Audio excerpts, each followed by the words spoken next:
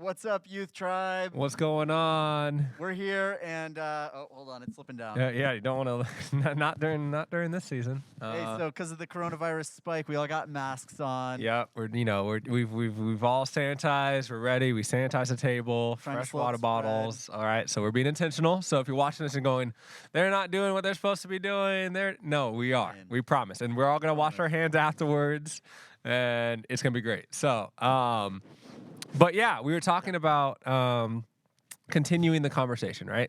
And we're talking about continuing the conversation with all of our students. And I think we've had each of you on at a different time. And now we get to all have you all on at the same time, which is cool. But we wanted to kind of continue the conversation. And this is where it's going to get a little bit more personal, a little bit more real, because we wanted to hear stories or experiences or moments that maybe you've experienced racism, maybe you've seen racism play out, or privilege or things like that happen to others around you, and maybe just how you've handled or processed or navigated that throughout your life, and maybe how you're still navigating that and processing or healing from that. And so, so that's kind of where we're going today, is to kind of just open it up and it's kind of be kind of testimonies and stories to that. And then we'll have a follow-up question kind of afterwards to kind of clarify and see, kind of as we come out of this season and get ready to come back on campus here, but also on campus at schools, what does that look like and how does that play out? So I guess at this point, does anybody want to start? I know it's kind of deep. Does anyone want to open up and maybe share a moment or an experience, or and if not, I'm happy to, because I can. But awesome. I love that. I love that, Tay. Why don't I start? So I think it's I want to be clear in knowing that, these are experiences and these are moments. And so trying, as you listen and as you hear these, trying not to be defensive or reactive, but just listen to the people, listen to maybe something that you don't know and try to learn and understand from it. And so growing up, I grew up in Seattle, outside of Seattle in North Bend, which is in Washington State, and not Washington, D.C. And so it was kind of different. It wasn't like it was like country or like, that there was like hoods and stuff like that, but there was more of kind of like the hick country kind of vibe of people that lived there. And so growing up, it was about the third grade, I was going to an elementary school, Snoqualmie Falls, and in this elementary school, there's a lot of students. It's just like any of your guys' high schools now or junior highs. They're just packed full of students, and so a lot of classes have their main campus, and then they have their mobile units that are sitting on the side. And so there's an experience that I went through as a third grader that has kind of just shaped my perception on a lot of just different ethnicities and different people. But it started over a pastel crayon or whatever you call those things, chalk, however it is. But we were doing an art project. The teacher was distracted by another one of the office staff in the room. And we were doing an art project, and we were supposed to design certain things and do certain things. And so we all had different pastels in our different buckets at our different tables. And I can still see the classroom. I can still see the pastel buckets. I can still see the whiteboard.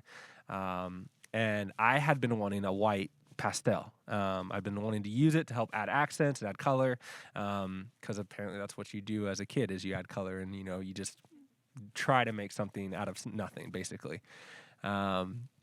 And so I'd gone around the classroom to my different friends in the different tables in the classroom trying to find a white pastel.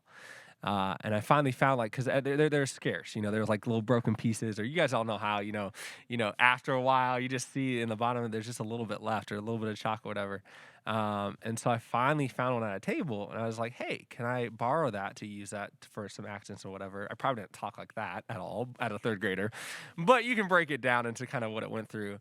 And they said, no, you can't have it. This is our pastel. And I was like, okay, that's fine. I'll just kind of go around, whatever.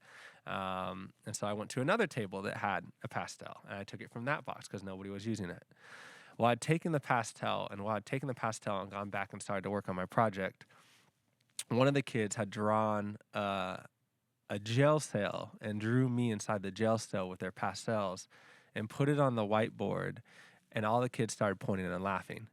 And at first I didn't quite understand. I didn't know. I didn't know what was going on. I didn't understand like what the fine, but I began to be making fun of because I had taken the pastel. And it was clear as day. I mean, it was black bars, black face, black pastel being used, and a white piece of paper with just this context, and I think it's kind of in that sense is that naive innocence of youth, right? We don't know fully to what extent we're doing in that time. But as I began to process and began to like respond, I just was hurt and I was frustrated and I was angry and I was trying to get the teacher's attention and she was distracted. And so eventually I just got up and left and walked out of the school and started walking home. And I don't know how I got out of the fence. I don't know how I got out of the gate and just whatever, but just kept walking. And I still have, but I have a learning disability where I have dyslexia and reading and stuff like that is hard. And so after that class was supposed to go to the special ed program with my teacher. And when she came to get me, I wasn't there. And so they'd been trying to figure out what had happened, what had gone on. At this point, the school had called the police because I'm not at school. And so they came and knocked on my parents' door, and my mom was worried. And I was walking down on a side road, and one of my other special ed teachers happened to be coming back from lunch and saw me on the side of the road and picked me up and brought me back to school. But from that day on and that point on, I never wanted to be in that class again. I didn't want to go back into the school. I didn't want to have to go back and face those kids. I didn't want to have to go back and face that teacher.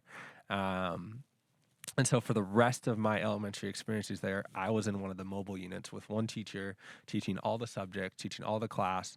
And it took several months for me to even trust that teacher and want to come back and be a part of the learning experience. And so for me, knowing that it's something that can be seen so downplayed and naive and not understood, but it can be blatantly obvious. And then, growing up, as you grow up, you begin to see, and, there's the jokes, and I'm sure we've all heard of it, but, Oreo, half mixed, half white, whatever.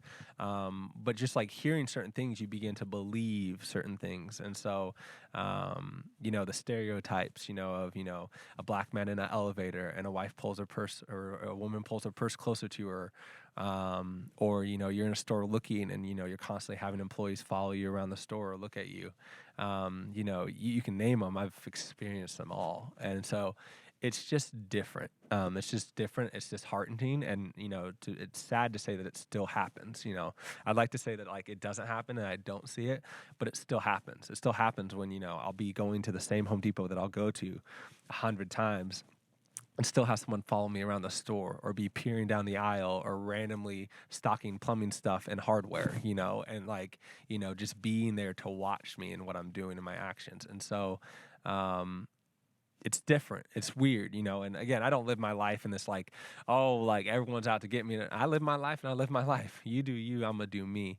But in that, those are experiences that, have taught me again the value on every person and in every life and every nationality and every race. And I have friends that I've gotten to talk to about just whether them being Muslim or growing up in the Arab culture and going what they have to deal with and what they experience, and every time they go to the airport and the looks they get when they walk on planes, and when people make jokes and things like that. And it's like to experience that in that extent, it isn't truly us being who God created us to be. It isn't truly us being united as one and being together, because we're seeing people for a stereotype as opposed to seeing people for a creation and a masterpiece that God created. And so those are just a couple instances and a couple moments that, I still live through and I live to and I remember. But they don't define me and they don't hold me back either. It's one of those things that, it's kind of that choice you have to either rise up or allow that to shape kind of who you are and hold you back from who God's created you to be. And so, but those are just a couple things, a couple experiences. Thank you, Tay. I was actually living in Washington at this time. Hey, what? Yep. Washington State. Let's go. So I was probably about, my mask is slipping. This way? Yeah, there we go. I'm learning. I was probably about maybe 8 or 9 years old, and we went to the fair. And this is like the first time going to the fair, the state fair. And I brought my little sister with me, and we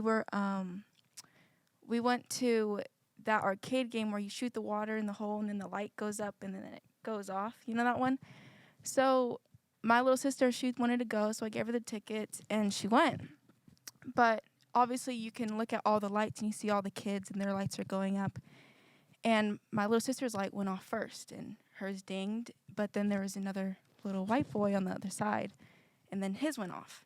So obviously you can tell which one was first. So I was like, oh, sweet, awesome. Give her a high five. I was like, you won. But the lady behind the counter, she was also a white female. And she walked to the white boy, the little white boy. And she's like, which one would you like? And he picked out which one, and then she handed it to him. And I was like, excuse me, ma'am. I don't mean to, like, disrespect you, but, like, my sister's, hers went off first. Do you mind if she gets a prize? And then she looked at me, and then she just grabbed a stuffed animal and threw it at my sister. And my mom's crazy. So I was like, oh, no, that's not good. So I went and told my mom, and then when we went, and I was honestly scared to death because I didn't know what my mom was going to do. But my mom's white, and she's also kind of hood. She went up to the lady and was like, did you throw a stuffed animal at my daughter? And the lady she lied, and she's like, no, ma'am. She completely changed attitude, and I think from that moment on, it was just like, okay.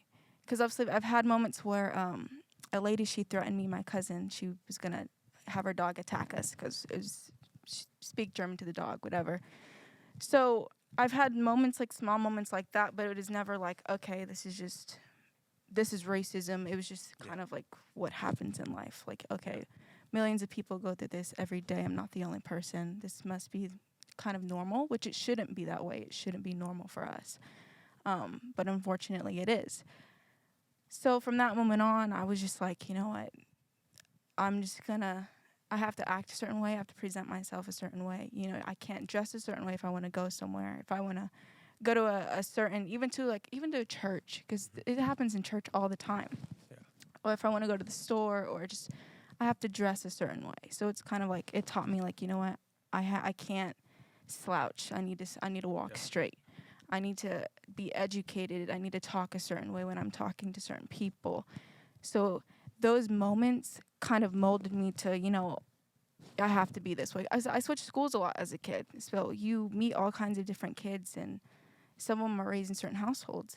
So it's like, you know, if I want to go to their house, I need to make sure that their parents respect me more than their children, because they are bigger influences on their kids. So it was just like everything I did, everything that I do now, it really affects how I live and how I portray myself, which it's kind of unfortunate, but it's giving me the ability to move through crowds and different ethnicities, and like, you know what?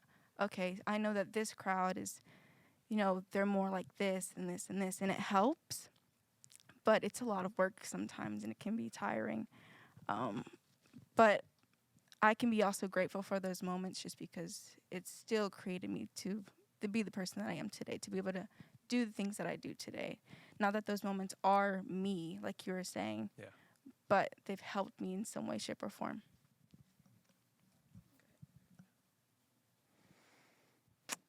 It's so hard to hear. Yeah. And I think that it's something that so many of us thought these stories ended so long ago. And weren't affecting our youth and our teens today and our children. But these are stories that are still ongoing. Yeah. And this is why we have to be talking about it right now, and why we have to be sharing, and why some people don't want to listen, right? Yeah. And why they want to tune it out and say, oh, well. that doesn't Privilege happen. isn't a thing. Or That that's doesn't not- happen. That wasn't racism. That wasn't just racism. chance or coincidence, Yeah. and it's not pinning it right and not Mhm. trying to put it in a category, but also acknowledge it that Yeah. it does exist and it's still alive and it's still out there, and that us as Christ followers need to do better. Us as believers need to stand up and start representing in that, because unfortunately we haven't. Unfortunately, the church, the big C, hasn't. And so we need to start creating the place and the spots and the platforms where not only you're welcome at the table, but the conversation and your voice is heard at the table, and wanted at the table. So I know it's heavy. Anyone else? Yeah. First off, I do appreciate you guys asking, all of us to come back up on here. I mean, it is a great opportunity for everyone to speak out what's been on their heart, and it definitely does get some weight off of our shoulders, because it does affect a lot of people. Unfortunately, some of us did not have like a proper graduation, or just I mean, even try working is really hard now. And even like before all this happening, we're just like, oh, I'm not even sure how to get a job. Well, it's like now it's like there's like no jobs available at this point. But I think my experience that kind of evolves all around this stuff. I was in freshman year, and first off, my freshman year was like the worst year of my like entire like as of now. It was definitely my worst year. I mean, before all that too, I was bullied, not only for my race, but I do have a comprehension problem in reading. So like if I'm trying to like read something like that, I will stutter like a lot. And that definitely made a lot of kids giggle and just thinking, oh, he just can't read properly and stuff. So of course I had to take these special classes in order for me to get better at reading, and take my time as I process what I am reading, and basically dissect it. But during my freshman year, I was my favorite class was gym class. I mean, yeah, we had like the weight room and all that stuff, but I mean like dodgeball, football, and all that stuff was just really fun to play. And I had like the coolest coach ever. I don't remember his name, which is really sad, but but he was a really great guy. We're And laughing, you just can't see it. yeah, you're just like Hey, if you're the great coach out there, just congratulations for being a great coach. yeah, very much. Yeah, he was definitely great. Just a really great person, although I really do wish he didn't shave his mustache, because he looked really weird without a mustache. But besides that, there was an incident that happened where in the locker rooms there is a lot of theft that kind of goes on in there, whether it's even your own attire, or even your shoes. And I remember going into the locker rooms to get my stuff, and I opened my locker, and it was locked too, but everything was gone. Like everything what I had in there, from my gym attire, my shoes, and then to my like my deodorant and stuff afterwards, so I didn't smell like butt. But I went to my coach and I told him everything about it, and he said, okay, so I'll have you go to the resource officer. And I thought it was gonna go well. And when I was there, the resource officer was basically asking me questions about, do you know what time this happened, what was in there, stuff like that. And when he was asking me those questions, I of course told him, and give him everything he wanted. And as soon as I was done, I went back to my class. But when I looked back, and he was taking his report on the computer, I looked back, and he was buying movie tickets for for his family or something like that. I was like, okay, that's kind of weird. And so I go back, and I was like, okay, I'm not trying to like intervene with you or anything like that. I get you trying to do something, but did you actually take my report?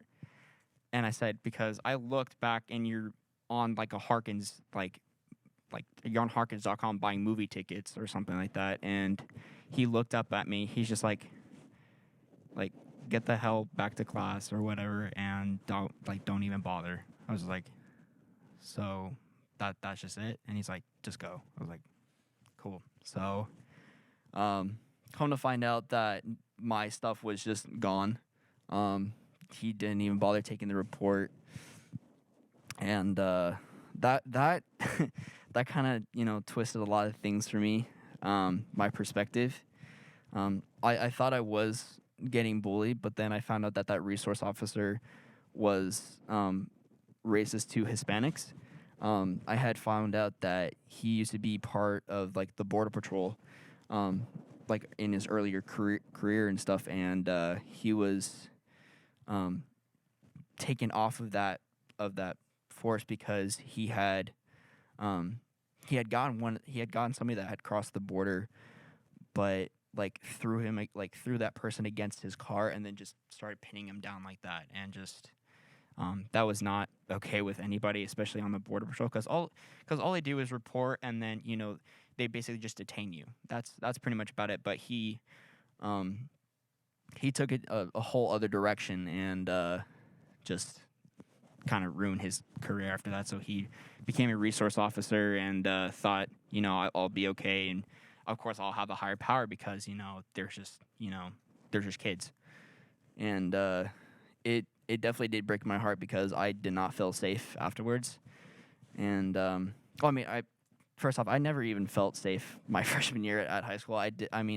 Personally, I did a lot of bad experiences, but I thought it was okay for me to do those things, and back then I knew what I knew, and I thought that doing these things was going to protect me.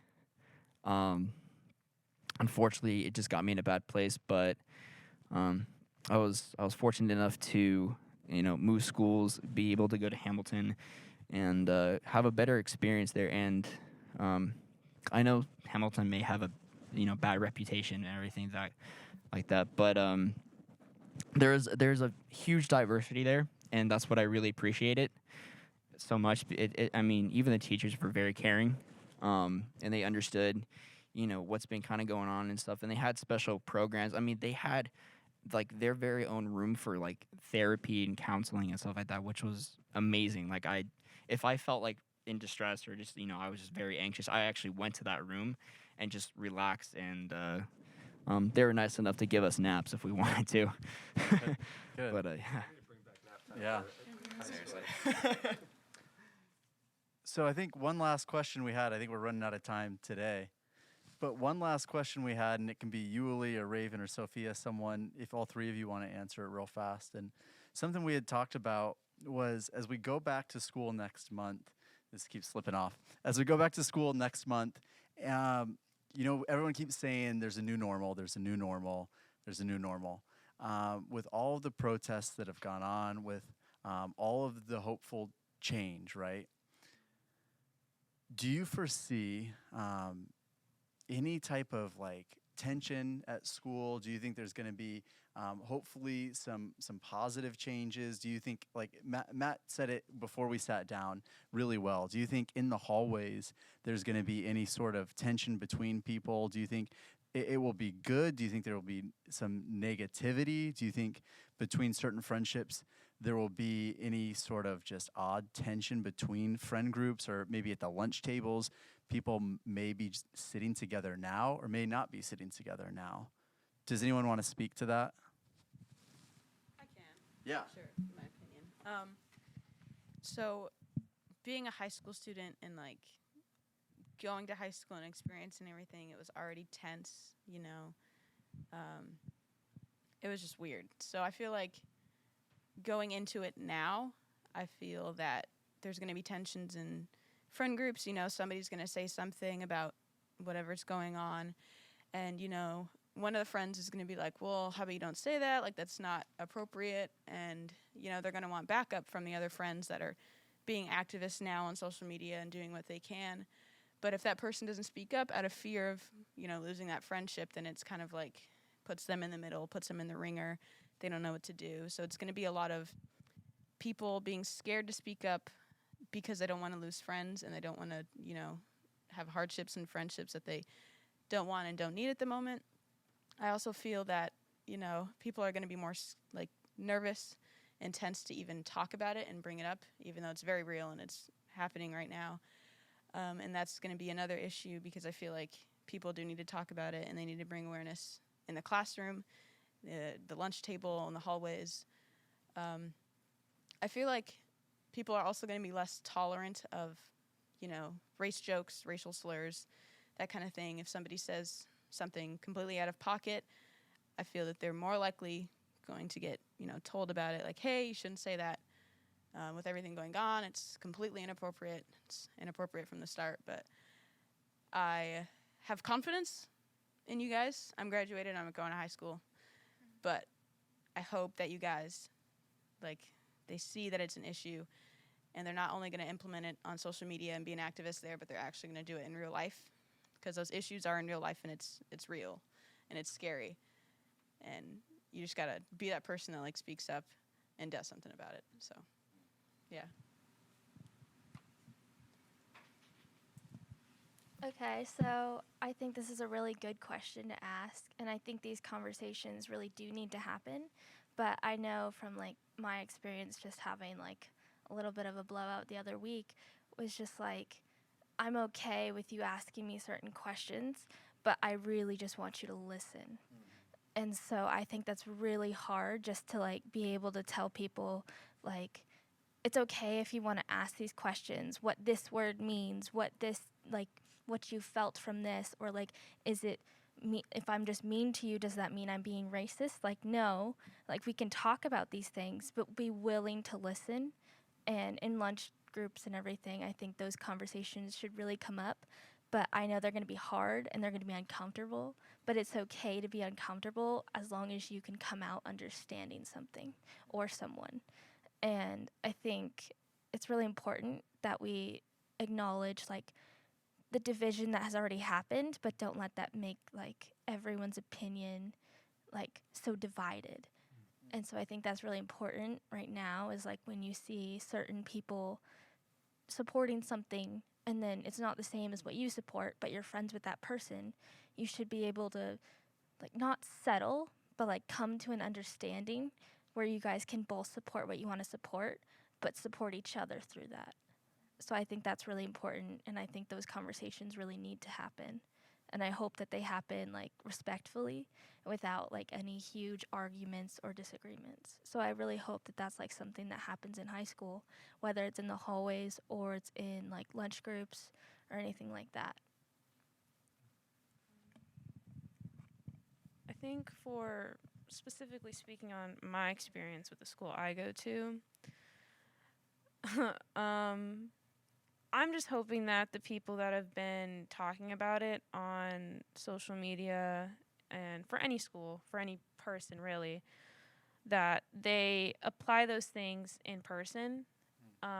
It's one thing to be able to post about all this stuff, but it's another to actively do it. So I'm just really looking forward to seeing people actually putting what they're saying to action. I know I'm definitely going to be doing that more than I have been. So that's all I can really say on that. I love that. I think it's exactly what we need to do. Is we need to be able to be uncomfortable and listen. Sometimes we don't even need to ask questions, but just listen. And our questions will be answered through that. We need to be open to sitting in those conversations and in the hallways. And I think whether it be at school or here at church, we need to be open to not walking on eggshells or teeter-tottering around, but be aware of the conversation and be aware of our interactions and be aware of our sayings and our slurs and the things like that we've normalized, and ultimately normalize unity, normalize every race, normalize equality, and normalize this across the board so that it's not segregated, so it's not set into groups, so it's not set apart, right? And I think it's so easy to be set apart and, put the categories of the jocks and the cheerleaders and this and, even in junior high, the different cliques that are there. We need to normalize sitting with different people that are different than us. We need to normalize sitting and having different conversations with different people and understanding different differences and uniquenesses and how God designed each and every single one of us. Because when we begin to do that, we begin to understand how God created the world and how God created all of us to be in community. And I think ultimately that is where unity will come from. And I love what you said is, the divide, like there's already so much divide. We don't need anymore. We don't need to continue to be pushing back against that.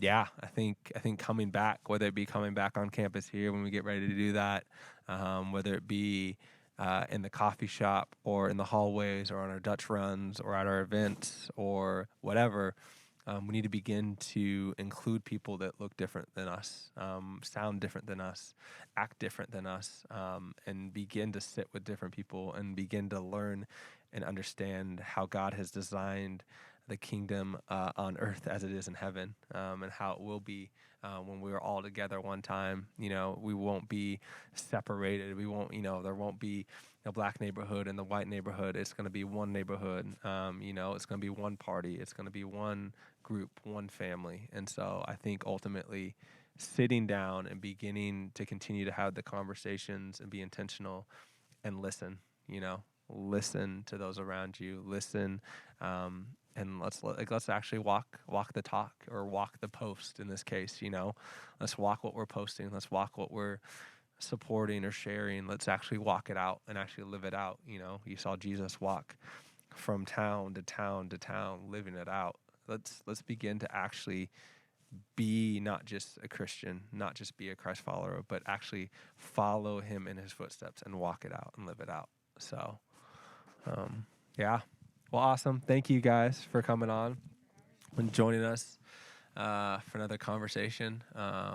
And yeah, I think this is huge, hearing different voices and hearing different sounds and hearing different stories, because it allows us to begin to understand and listen and respond, and not, again, we all have different views and different beliefs, but again, listen and understand and be able to respond appropriately as God calls us to. So. Matthew, will you pray for us and pray for our community and pray for all of our students here at the Grove? Yeah, absolutely. God, we come to you humbled and in awe of who you are, and God, that you are just a way maker and a miracle worker, and God, how you've created us and how you've designed us perfectly in your image. God, it says that you have stitched us in our mother's womb, and so there is no imperfection, there's no blemish, there's no difference. And so, God, would you allow us to see the uniquenesses and the beauty in how you have designed us, each one of us uniquely different. God, may we sit with those that are different than us. May we walk with those that are different than us, and may we begin to listen and understand how you have designed your people, God, as we continue to move through the season, as we continue to learn and grow and have the hard conversations and listen and be uncomfortable. And God, be okay being uncomfortable that way, that we can learn and grow and come out of it with a new perspective, a new lens. God, would you allow us to have open ears, open hearts. God, would you allow us to walk the walk that you walked, God, and actually ultimately live out what it means to be a Christ follower. God, as we get ready to come back on this campus as Grove students and even go back into our campuses of school, God, may we begin to be a light for those around us by truly living out what it looks like, to love, love first, love like you loved, and ultimately love those that are different than us, love those that look different than us, that talk different than us, and sound different than us. God, would you soften the hearts? God, would you soften the conversations that are to come? But God, would you allow the voices to be heard? God, would you allow hearts to be heard? God, would you allow hearts to heal? God, would you begin healing already? God, would you just open up unity? God, would you bring unity here? God, would you bring unity in this time? And God, would you allow us to continue to base our foundation on you? That way we may walk with hope, we may walk with love, and we may walk with a purpose that you have given us. God, thank you for not just the voices sitting at this table, but all the voices in the world. And God, just how we are moving and navigating. And God, I ask that you would just continue to show up. God, you would continue to allow this generation to speak truth and speak wisdom from you. God, we're so thankful for who you are and whose we are in you. God, you have designed and created us uniquely. And we pray all this in your holy, precious name. Amen. Amen. Awesome. All right. We can clap. Let's clap it out here. Let's clap. Well, we will see you on our Zoom calls, both at 7 tonight. We can't wait to hang out with y'all. Join us, and I'm sure you'll see some of these familiar faces for high schoolers, junior hires. You won't see these familiar faces because they're not junior hires, but you can always say hi to them. You can reach out to them. So, Yeah. dope. Follow them on Instagram. All of them on Instagram. What are your Instagram handles? Oh, yeah. Say your Instagram Yeah, handle. say your Instagram handle. Tamani_. Raven Harris. You're like, V. nope. I don't even remember it. Chin squared. Scotty.lst. It's my initials, not what you think. Oh, yeah. That's Unique to you. It's not spelled the way that you would think it would be. Afro Matt, you already know this. Sophia.b. So you're like, maybe follow me, maybe don't. I don't know. You know? Listen to these voices of your peers. So awesome. All right. We'll see y'all later.